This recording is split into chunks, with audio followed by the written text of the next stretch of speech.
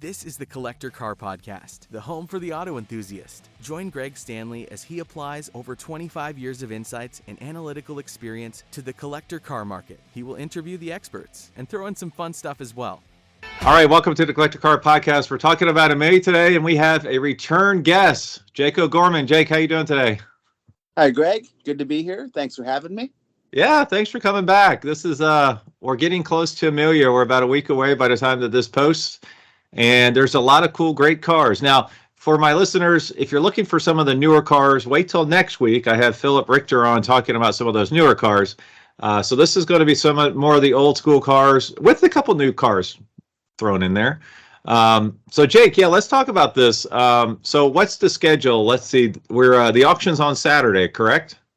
Yes. So Saturday at noon is when we're starting the auction, and we have preview on Thursday and Friday, sort of all day. Yep, and it's a new location. Our last year at Amelia, and I'm pulling it up here. It is at 4171 Amelia Island Parkway, so it's near the airport, correct? Correct. Yeah, very close to the airport.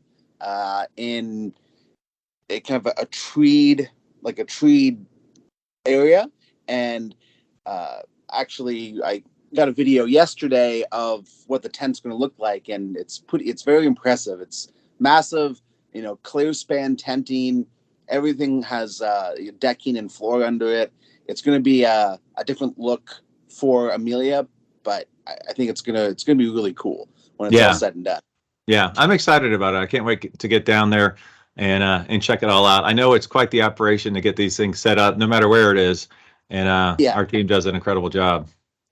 100%. Yeah, that's awesome. Well, let's talk about some of these cool cars here. So we're going to go across the board a little bit, and the first one I want to pull up here is this 1969 Ferrari Daytona.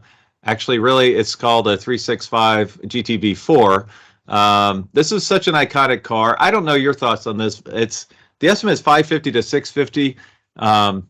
I feel like these have been a little soft lately in the marketplace. I feel like if Dinos are trading for 800 grand, these ought to be up there, right? What are your thoughts on this car? It's got way more cylinders. I know, it's got twice the cylinders. So Daytonas are interesting in that, kind of we've seen swings in value on Daytonas historically.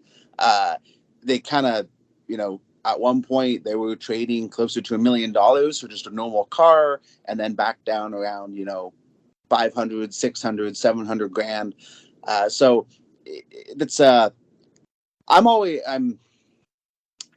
don't know exactly why they have this swing sometimes throughout the years, but as far as a driving car, this is what replaced the 275 GTB, and as a Grand Tourer car, it's got good room in it. It makes a really great noise.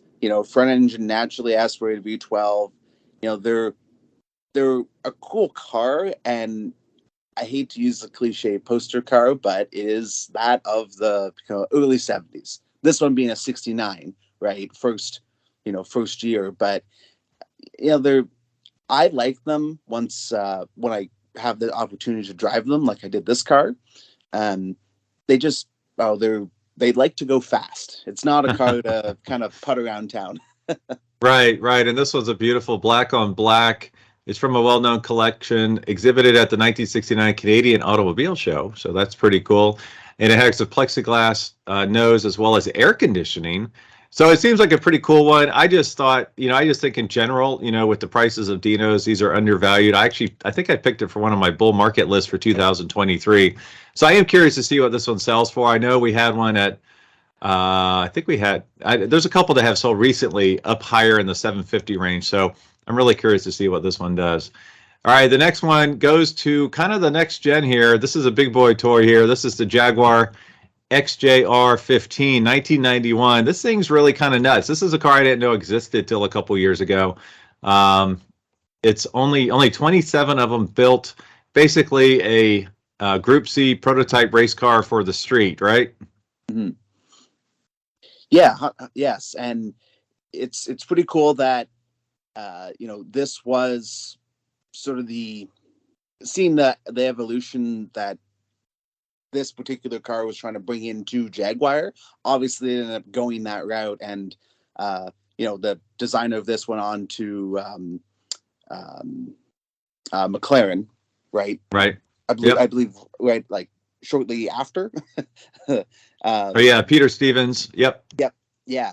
So there, it's also another car that I wasn't as familiar with until I got into the industry, because it's not something you see at really any shows unless you're, a higher end Concours or something like Sure. that. They're pretty wild cars. They make incredible noise, even just when they fire up. They sound like a race car, and just the way that kind of hear gears and different mechanical sounds it makes. Uh, I'm I'm 5'11" on a good day, and I'm not necessarily, I'm not like NASCAR driver skinny, like new NASCAR driver skinny. A little tight for me to fit in Right. these cars. So I think if you're over 6 foot, you're kind of out of luck. But it's basically it's a race car for the streets. Yeah, very cool because it's rear engined, and I've seen a video on these with Jazz out of Tennessee. I think it was on Petrolicious, Mm. and really cool. I mean, it's so loud that you actually have headphones built into the car so you can talk to your passenger. Truly nuts. This one's basically brand new. I mean, it has 153 miles from new.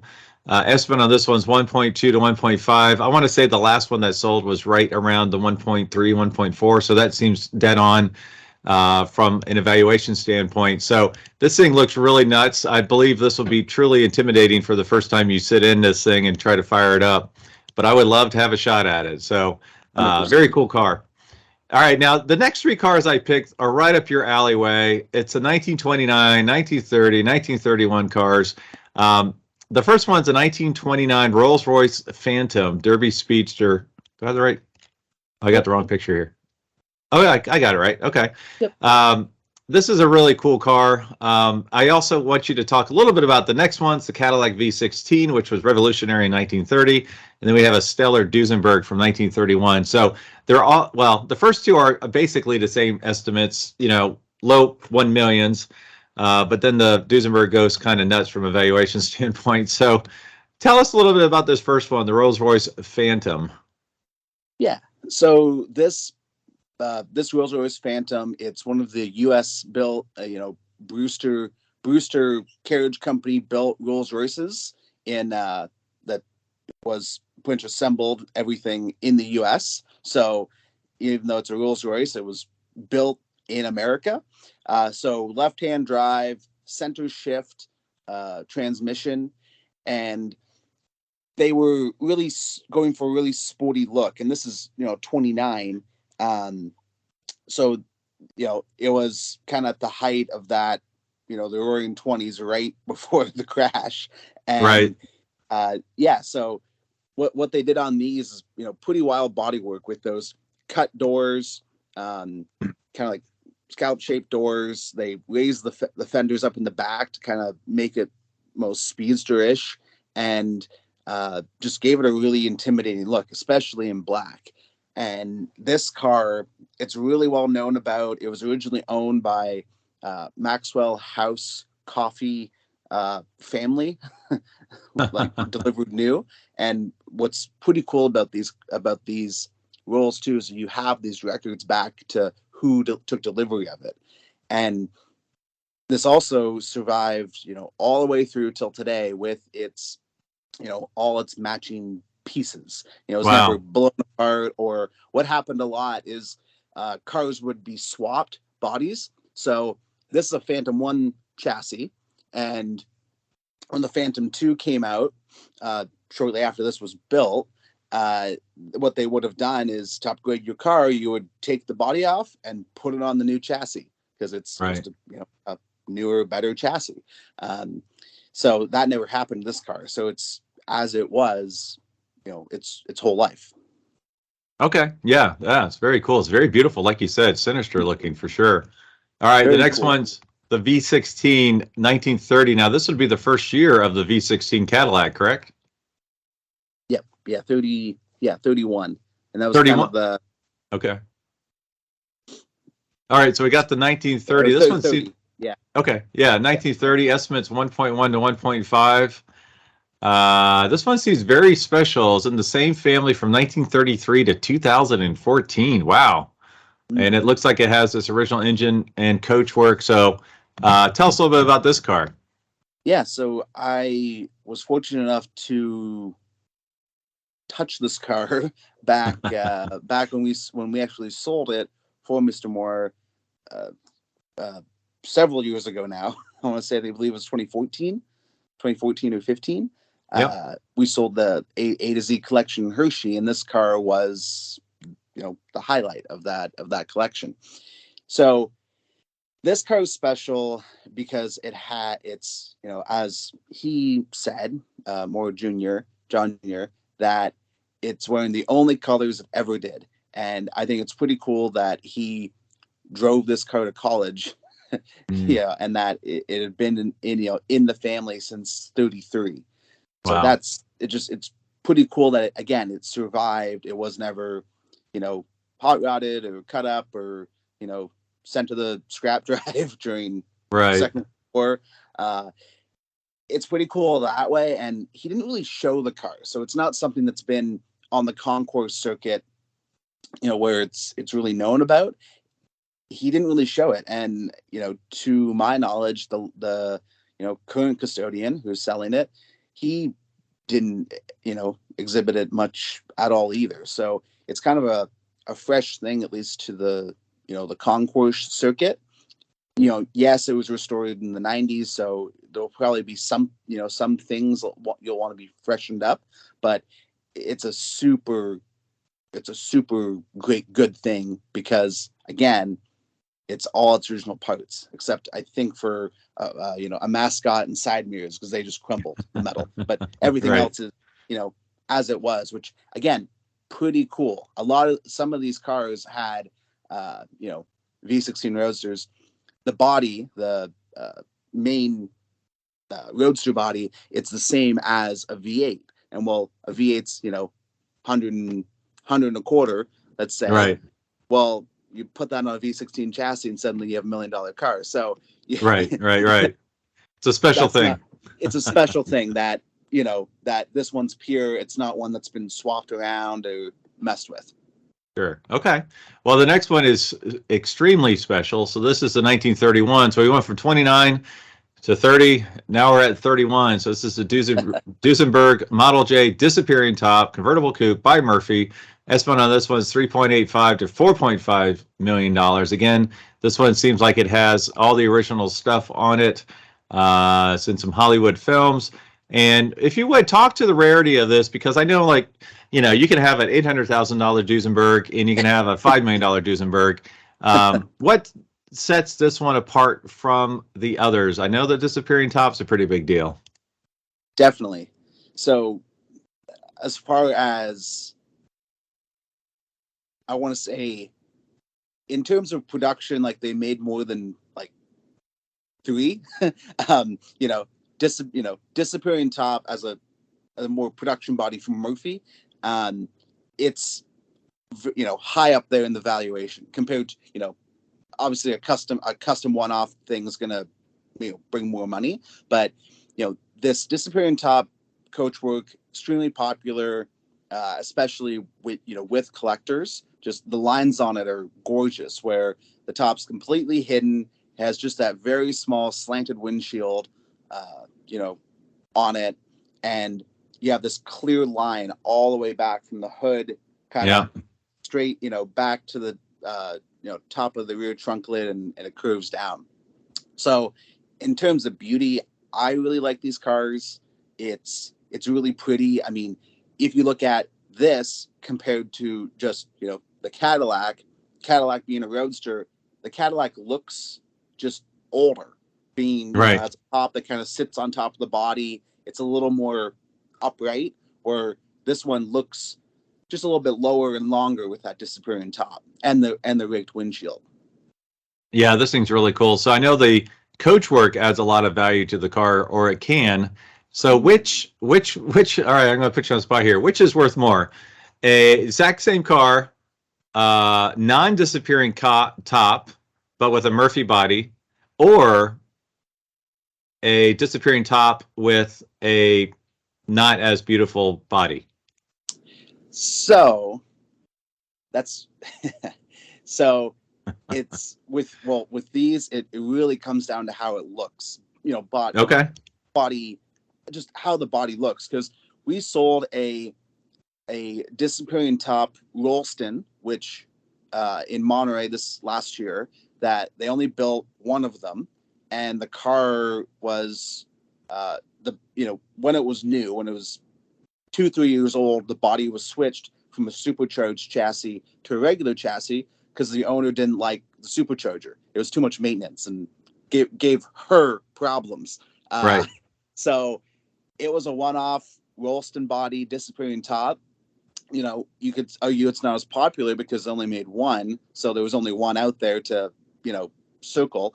But the guy, the collector, he owned it since '67, and it had a really old restoration.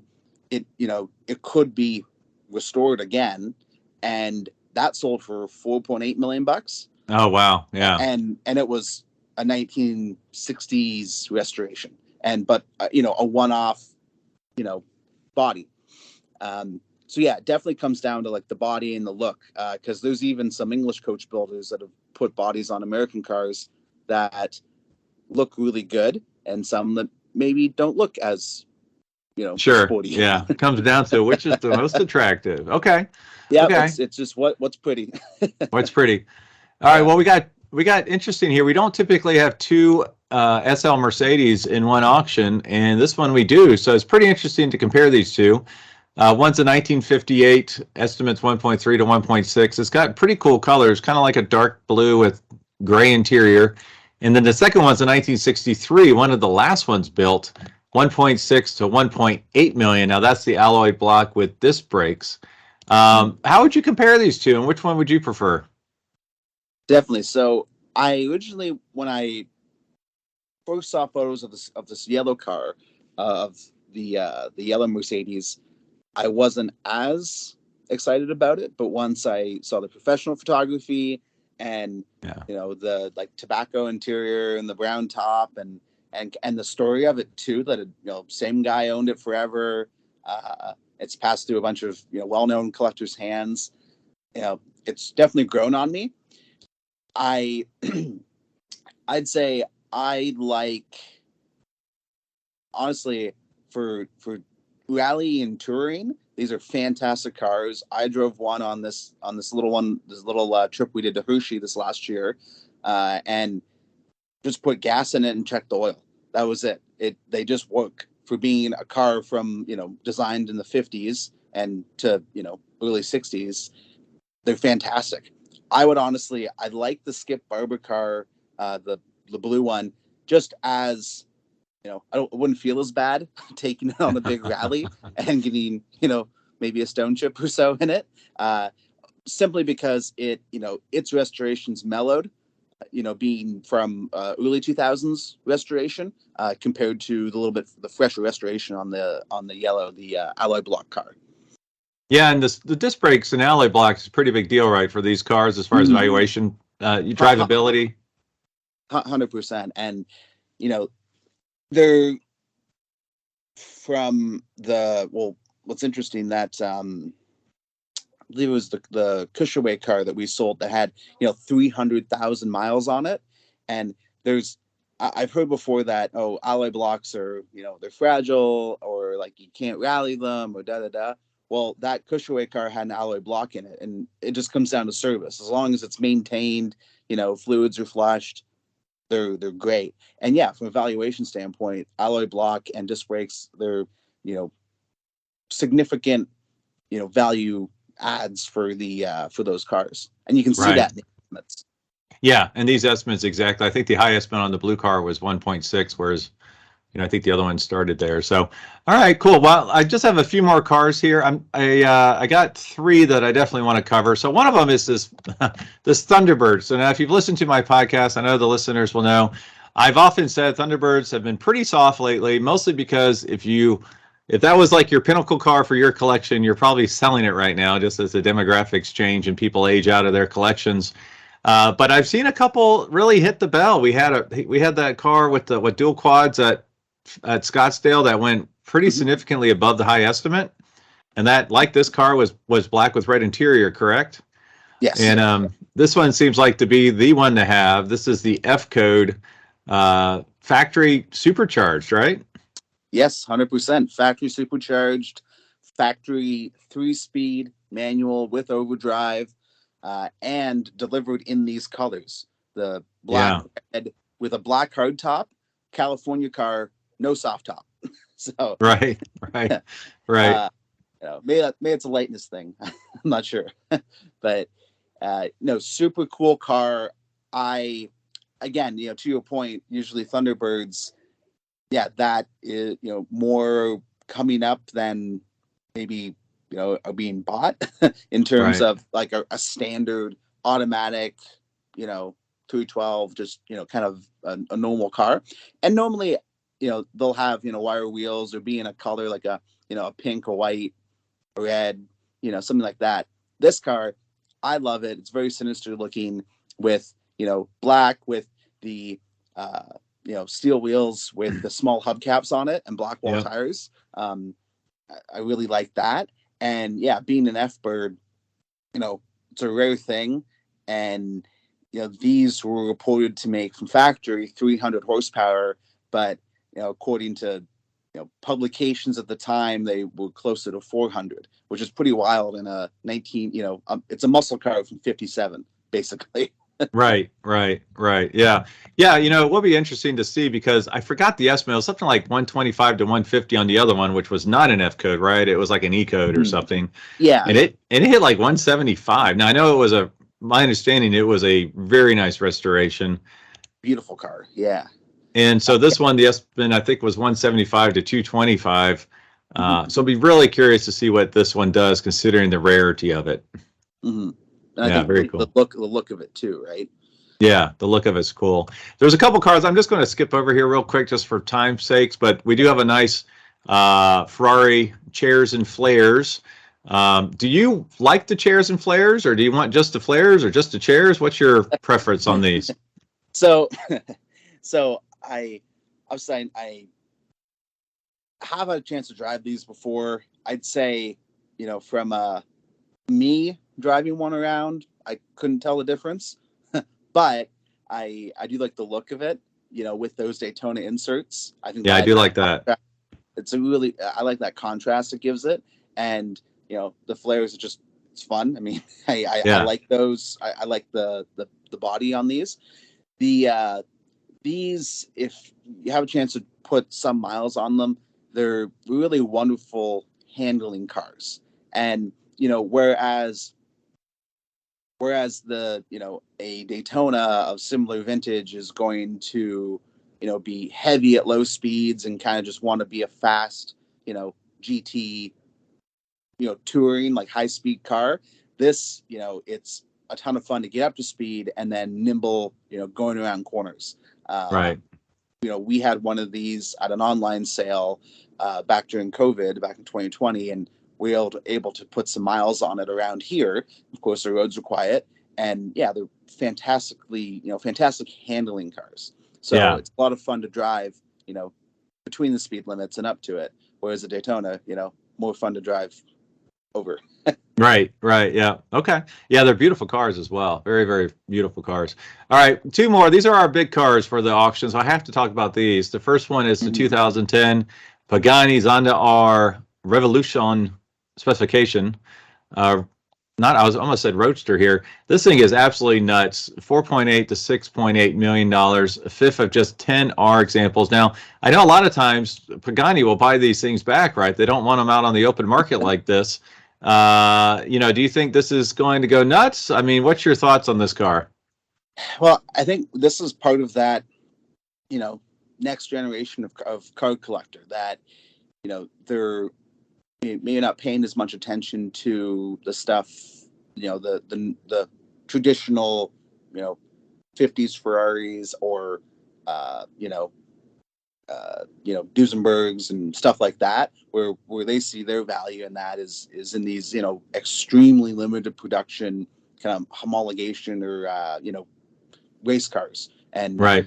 like the Zondas. I mean, there's at least I know there's younger collectors who are have some money, and they're going after these types of cars to collect and drive and use. So there's kind of a different set of collectors that are really going after these cars.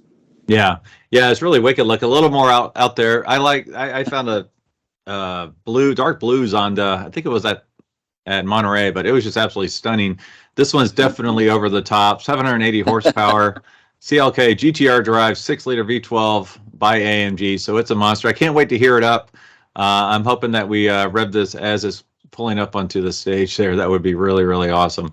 All right. So for our last car, this is a car I was fortunate to see at Cavallino, 1959 Ferrari 250 GT, long wheelbase California Spider. This is the car. If I can only have one Ferrari, this is the car. Let's see, estimates $9 to $11 million. One of the rarest and most comfortable driving versions of the covered headlight California Spider. Tell us a little bit about this car. It is absolutely stunning. So this is of the era when you would buy a car to, race on the weekends and drive to work the rest of the time, which is pretty cool. And this particular one was ordered with a little higher specification engine, just the way the airbox is, and airbox is nuts. A little bit hotter cams and that. Yeah. And what's pretty cool is the first owner of this car was an 18-year-old. Oh my goodness. 18-year-old up in it was up in the Northeast somewhere, and he only owned it for a couple of years, but pretty cool that, hey, this is your you're 18 and you're driving this thing around. This was at the time Ferrari was between Luigi Chinetti and Norman was the last name out in California. They were getting more road capable or road Ferraris, right? Whereas normally they were building like the Monzas and the 340s and just things that were more track focused or race cars. So this thing was a pretty cool combination of those two worlds. I love it. Obviously there's there's maybe 1 or 2 movies that highlight California Spider, but we'll mention them here. It's a wonderful looking car. I think they make great noises. Those the 250s. Again, when they wind up, and get into the higher revs. Yeah, this one's stunning. Yeah, it's like a dark burgundy with tan interior. Absolutely stunning. What's cool is this was featured in the 1959 issue of Sports Car Illustrated. So when it was new, it was already making the rounds because it's such a beautiful, outstanding car. Absolutely stunning. If I won the lottery, it'd have to be a big lottery. This is the car I would buy, right? So 100%. It's they're great things. Yeah. Well, thanks for joining us today, Jake. I know I'll see you in about a week or so, and for our listeners, if you're down in Amelia Island, be sure to look up both of us and say hello. I appreciate your time today. Thank you, Greg. Thanks for having me. Thanks for listening to the Collector Car Podcast. Don't forget to give us a nice rating on iTunes and be sure to follow us on Instagram and everywhere else at the Collector Car Podcast.